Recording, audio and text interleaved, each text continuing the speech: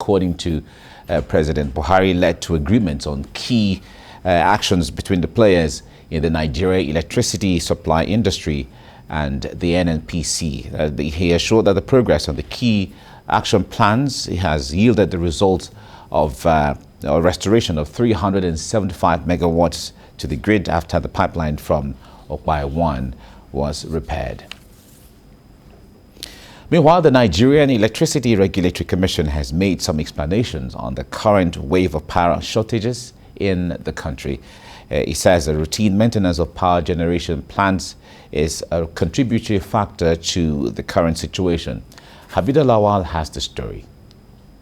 The state of electricity supply in Nigeria is being resolved with the ongoing restoration of normal operations.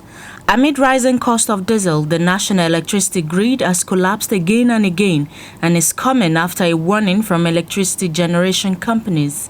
The Minister of Power, Abubakar Aliyu, says the sector is where it is today because of the increasing vandalization of pipelines that also supply gas to the power plant, which is presently being resolved in collaboration with the relevant agencies.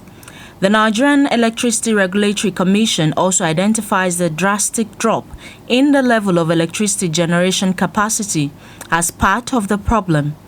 Power generation dropped recently from a national average of about 5,300 megawatts in October 2021 to about 4,300 megawatts in March 2022.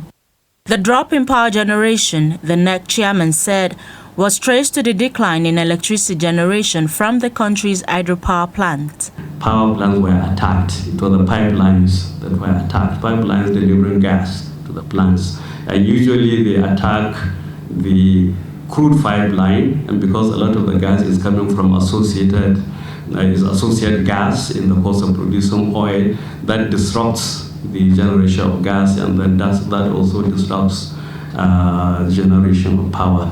The first collapse we heard started because of a trip on 330 kV line in the Benin axis of the network.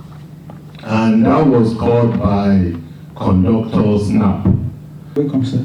The latest grid collapse confirmed the generating company's position that the Nigerian system operator had been prevailing on the energy generating firms to switch off and on their plant on a daily basis. Technically, the machines should not be turned off and on for more than 20 times in a year. But owing to the weakness of the grid, which cannot endure over 4,000 megawatts, the generating plants have been switched off and on up to 365 times in a year.